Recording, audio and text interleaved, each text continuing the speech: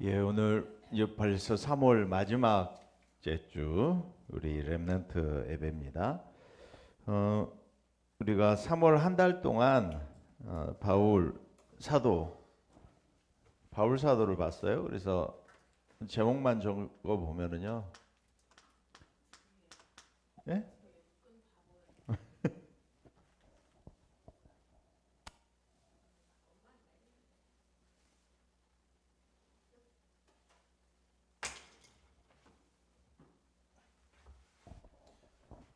첫 선교사로 지구상이 생기고 첫 선교사로 파송을 했어요.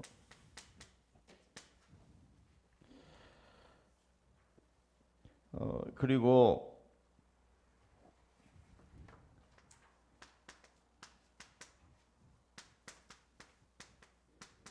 전도문 길이 막혔을 때 전환점을 삼았어요. 마게도냐 빌립보로 인도받는. 그러면서 데살로니가에서는 회당에 들어가서 바울이 뭘 증거했느냐? 성경을 가지고 그리스도에 관한 것을 강론을 했어요. 그리스도가 해를 받고 죽은 자 가운데서 살아나야 할 것, 당연 피는 절대성. 그래서 그리스도의 완전성에 대해서 증거를 했습니다. 그리고 고린도 지역에서는 우리 신앙생활, 예배와 기도가 완전하다. 일단 오늘은 두란노인데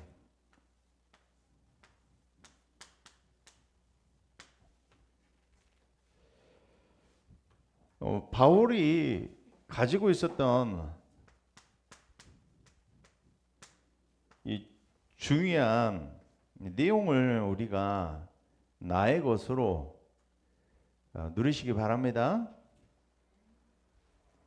바울이 회심 이전에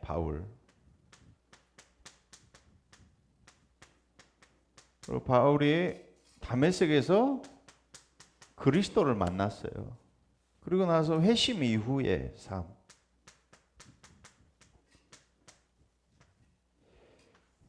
우리 렘넌트들 또 교사 선생님들이 내가 지금 어떤 시간표에 있느냐, 그걸 우리가 확인해야 되겠죠. 그래서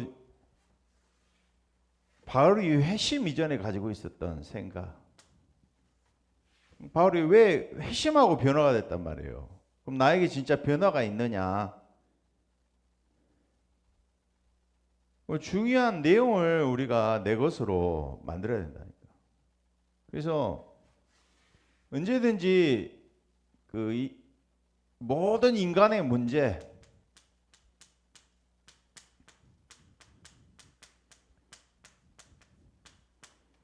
모든 인류가 가지고 있는 문제가 뭐냐? 이 죄 문제예요, 죄 문제, 원죄.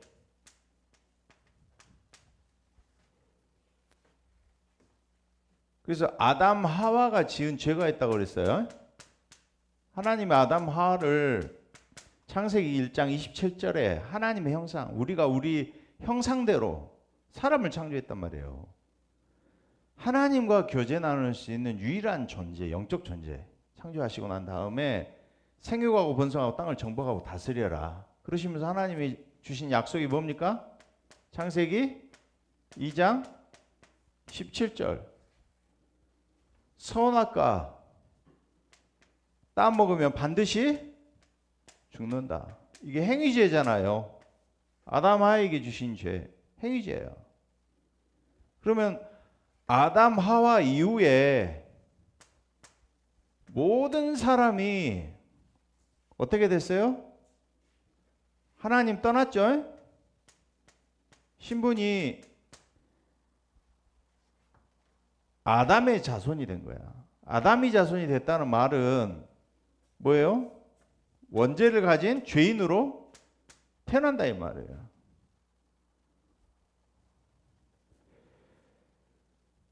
그래서 인간이 아담 이후에는 모든 사람이 에베소서 2장 1절에 허물과 죄로 죽었던 너희를. 그래서 죽어서 태어나요. 이 의미를 알아야 돼. 어떻게 태어난다고? 죽어서 태어나. 죽어서 출생해. 뭐가 죽었어요? 영적인 죽음이 있다 이 말이에요. 이걸 이해해야 돼. 내가 살아있으나 산 자가 아니라 말이에요. 실상 죽은 자라 그랬잖아요. 계시록 3장 1절에. 무슨 말인지 아시겠어요? 네가 산 자 같으나 죽은 자다고. 계시록 3장 1절에 그러죠?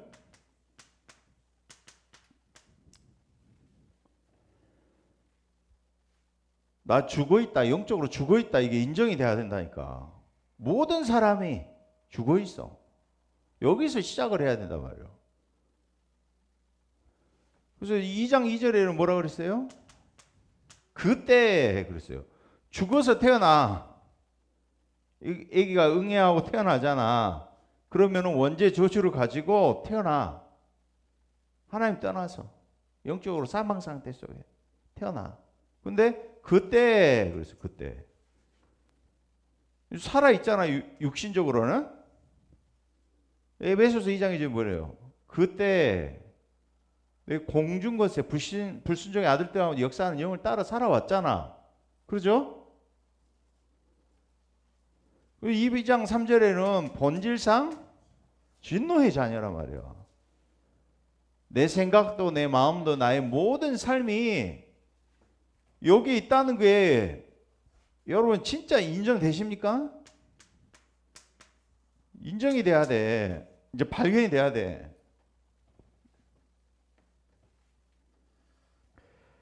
그래서 인간이 여기 봐보세요. 아담 하와 때는 행위제가 있지만은 이제는 하나님이 우리에게 주신 언약이 창세기 3장 15절 언약이잖아요. 하나님 최초 주신 인간에게 주신 언약.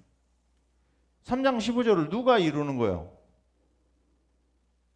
여자의 후손이 와서 뱀의 머리를 박살내겠다는 언약이 누가 이루실 거냐 이 말이에요. 인간이 이루어요? 하나님이 이루시는 거지. 인간은 그래서 그거를 광야에서 불뱀에 물린 사람들이 놋뱀을 쳐다만 봐도 그러죠? 구원을 얻었던 것처럼 인간에게는 이제는요 이게 은혜 언약이라고 그래요. 은혜 언약. 그래서 인간에게 이게 믿어져야 되는 거예요. 인간에 요구하는 것이 그래서 믿음이라니까 행위가 아니에요. 그래서 요한복음 16장 8절에서 9절 보면은 그가 오시면 그가 성령이 오시잖아요. 그 성령이 오시면 죄에 대하여 의에 대하여 우리 찾아보세요. 요한복음 16장 8절 9절 한번 찾아보세요.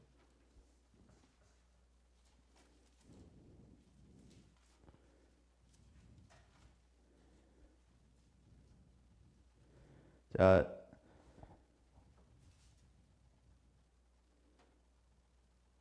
9절 봅니다. 시작.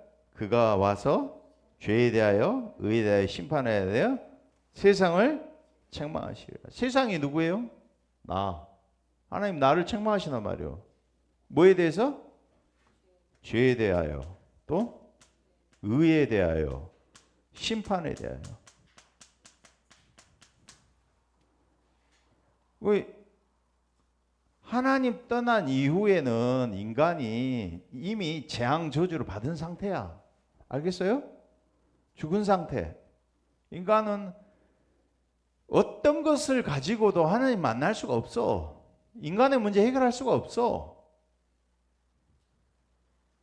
그래서 하나님이 주신 해결책이 뭐라고요? 그리스도입니다. 그리스도야, 그리스도. 이 그리스도를 보내주겠다. 그래서 구약의 죄가 무슨 죄라 그랬어? 여러분, 구약의 죄가 뭐예요? 오실 그리스도가 안 믿어요. 오실 메시아가 안 믿어져. 안 믿은 거야. 그게 죄야. 신약의 죄는 뭐예요? 오신 그리스도와 다시 오실 재림주 그리스도를 안 믿는 거예요. 이게 진짜 죄라는 것이 내게 와야 돼요. 그리스도가 안 믿어지는 거, 불신앙하는 거, 이게 죄라는 거. 여러분은 막 행위죄라고, 행위죄가 큰 죄처럼 보이죠? 네? 사기치고 살인하고 속이고 간음하고 부모 거역하고 뭐 예를 들어서 행위죄 생각해요.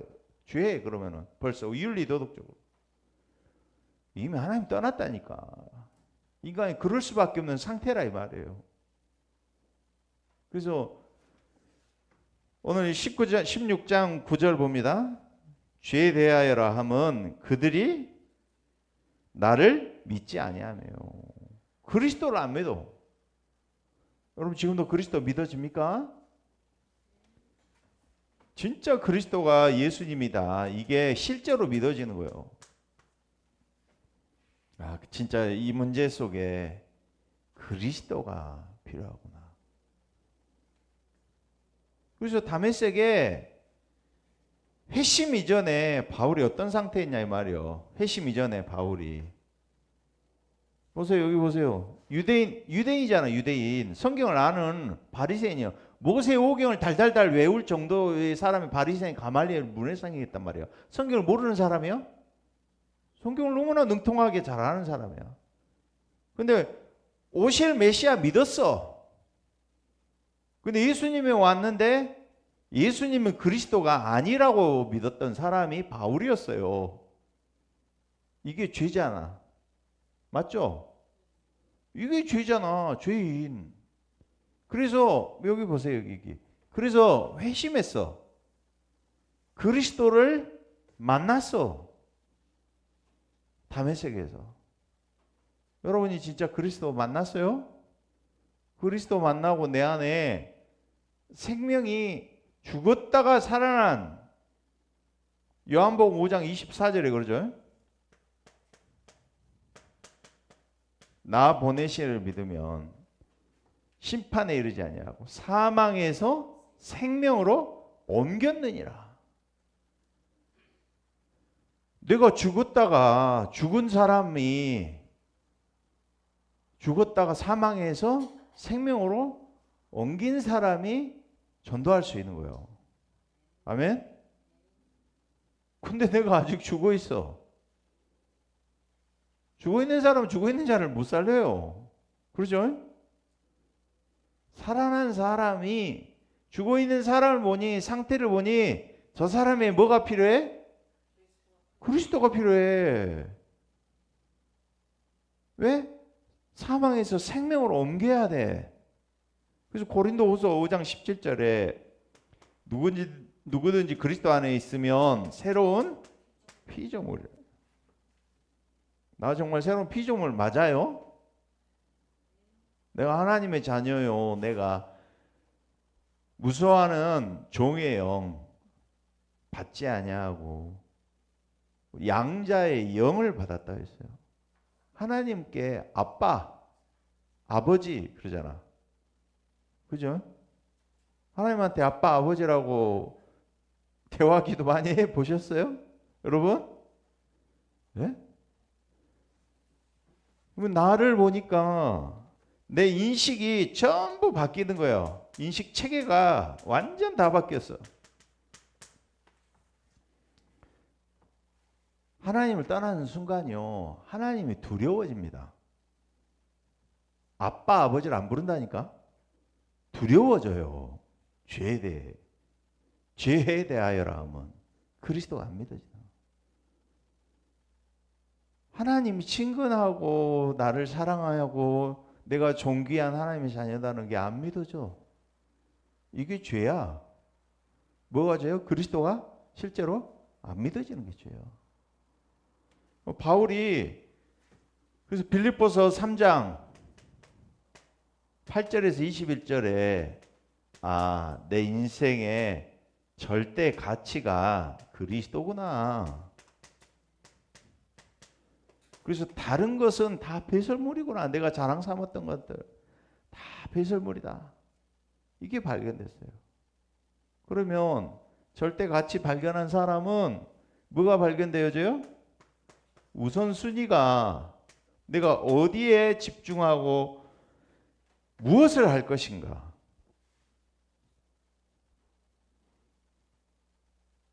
근본 기본 기초 알잖아.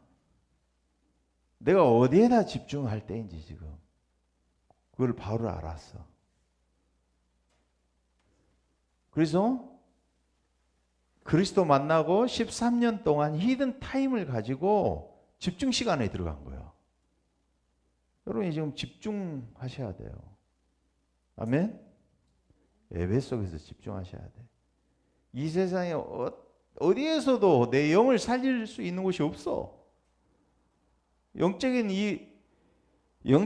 비밀을 전달하고 누릴 수 있는 곳이 없다니까. 교회 말고는, 복음하는 교회 말고는 없어요, 여러분이. 이걸 같이 알면 얼마나 내가 소중하고 내가 지금 어떤 자리에 앉아 있는지 그 가치를 알게 된다니까. 그래서 회심 한 이후에 회심 이후 어디에 집중해야 되는지 알게 된다니까. 그죠? 집중.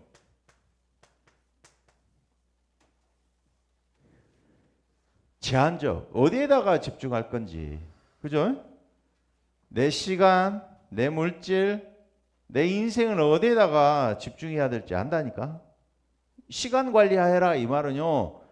내가 중요한 거 가치를 두고 거기에다가 우선순위를 잡고 거기에다가 올인하라는 말이에요.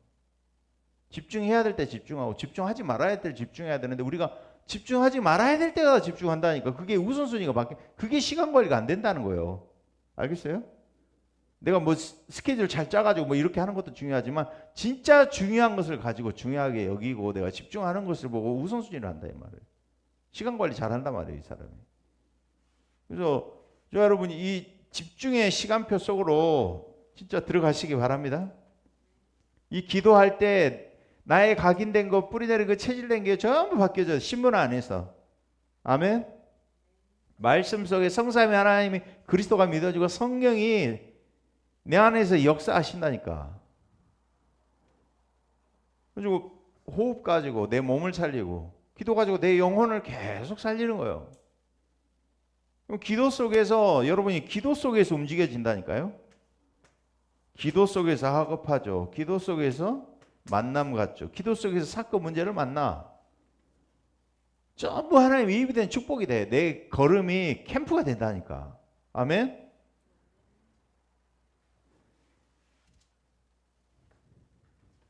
그래서 오늘 두란노 에베소 지역에서 바울이 위기를 만났는데 위기는 기회가 되는 줄로 믿습니다. 하나님 나라에 대하여 담대히 설명했다. 19장 8절에서 20절에 소원에 들어가서 바울이 가지고 있는 이 복음의 비밀을 증거했어요. 그게 이제 내가 진짜 절대 불가능 속에 있는 절대 불가능. 모든 사람 절대 불가능이 있잖아. 근데 이 사람을 절대 가능에 한 사람을 절대 가능에 망대로 세우는 비밀을 바울은 가지고 곳곳마다 이 망대를 세웠다니까. 19장 10절에 온 아시아에 있는 사람들 이 말씀을 들었다니까. 성령이 현장에 성령인도 받고 성령이 반드시 역사하게 돼 있어요. 성령 열매 맺혀지게 되는 줄 믿습니다. 이 캠프다니까. 그래서 우리가 이 절대 가능에 망대 세우는 내 걸음이 캠프가 되게 하십니다. 내 인생이 하나님 캠프가 되게 하십니다. 한 사람 세운다니까. 지난 주간에도 그런 목사님이 응답을 받았어요. 한 주간 동안. 사람들은 다 인식 체계가 하나님에 대해서 사람에 대해서 나에 대해서 인식 체계가 틀리니까 확정적 편견 가지고 사람을 봐. 부정적인 이미지, 안 된다는 불신앙의 이미지. 그렇지만 하나님께서는 내가 이번 주간에 한 사람을 망대로 세우는 그 비밀을 내 자신이 누리고 있으면 하나님 한 사람 붙여주잖아. 그럼 그 한 사람을 또 세워봐. 또 한 사람 하나님 보내주면 또 세울 수 있잖아. 그래서 우리 지난 주간에 강단의 말씀처럼 한 사람, 내 한 사람 먼저 절대 망대로 세우는 그 축복을 가지고 누린 사람은 또 다른 사람을 안내해 줄 수 있는 이정표를 가진 자인 줄 믿습니다. 여러분이 이번 주간에 정말 바울이 누렸던 그 축복을 누리시기 바랍니다. 기도합니다. 하나님 감사합니다. 이 축복의 시간표 예배 속에 우리 렘넌트들을 불러주시고 또 우리 예광교회에 하나님께서 오늘도 말씀을 통하여 하나님의 계획과 하나님 언약이 이루어지는 축복의 시간표로 역사하여 주시옵소서. 그리스도 대신 예수님 이름으로 기도드리옵나이다. 아멘.